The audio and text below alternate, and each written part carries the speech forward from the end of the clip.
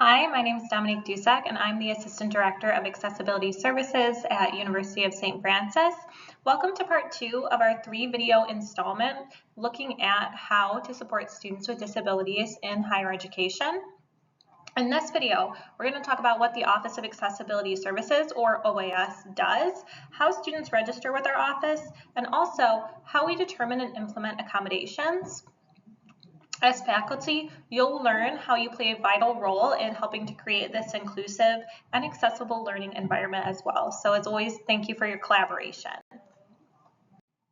The Office of Accessibility Services exists to ensure that all students have equitable access to the full academic experience. So this includes classes, materials, services, and academic programs.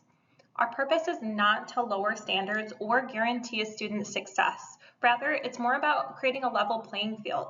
We remove the barriers that would otherwise prevent a qualified student from participating alongside their peers. And we do this work with the guidance of important federal laws like the Americans with Disabilities Act and Section 504 of the Rehabilitation Act. Students begin their registration with the Office of Accessibility Services by filling out the online registration form and submitting supporting documentation of their disability status.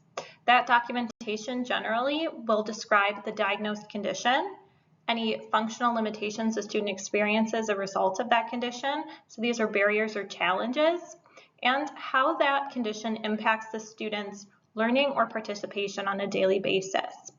We don't necessarily require a specific format for this information. However, we do need enough detail to understand the barriers that student is facing. In addition to completing these forms, we also ask that the student participate in an interview so that they can share a little bit more about their personal experiences. This is something that's especially important when we take into account non-visible or invisible disabilities like chronic illnesses, ADHD, or trauma-related disorders. This process should be collaborative, and it's not one size fits all because not every individual will experience the same diagnosis the same way. There's a lot of variability person to person. And so we really want to take time out to understand each person's experience and not just the paperwork that they're submitting.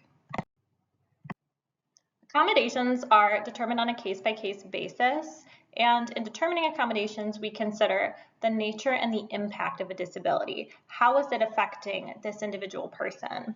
We look at the demands of the course and the environment which the course is being taught. An experiential course in the field is going to look different than a course that's within a lecture classroom. And then we also think about what adjustments would help to remove the barrier the student is experiencing without altering academic expectations or rigor. Sometimes this is a really straightforward process. Other times it requires deeper consultation with faculty to understand what's really essential to the course and the learning outcomes for that course. Our job is to balance access and integrity. We're not trying to make things easier for students with disabilities. We're trying to make participation and equal access possible. There are some accommodations that instructors and faculty may see very commonly.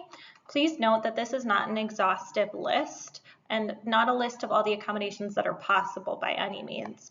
However, if you've received letters of accommodation, you may have seen certain accommodations like extended time or time and a half on exams in class, a reduced distraction testing space for students, audio versions of textbooks, note-taking support, or access to slides in advance. Please note that these supports aren't meant to give a student an advantage. They're meant to level the playing field by mitigating the impact of the disability or the barriers that student experiences because of the severity and nature of their disability.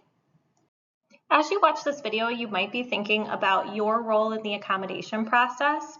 And what I'd love to underscore is that you play a key role in making accessibility possible. You bring insight into course design, assessment, and learning outcomes that our office needs to understand to approve accommodations and determine if accommodations are reasonable and possible.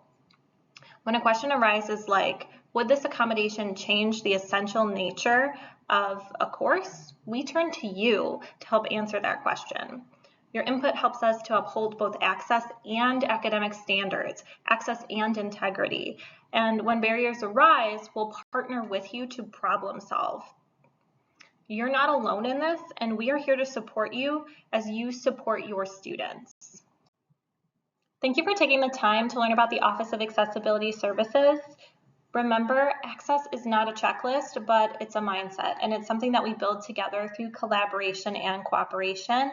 You play such a pivotal role in helping us to approve reasonable accommodations and to ensure the academic integrity of courses here at USF.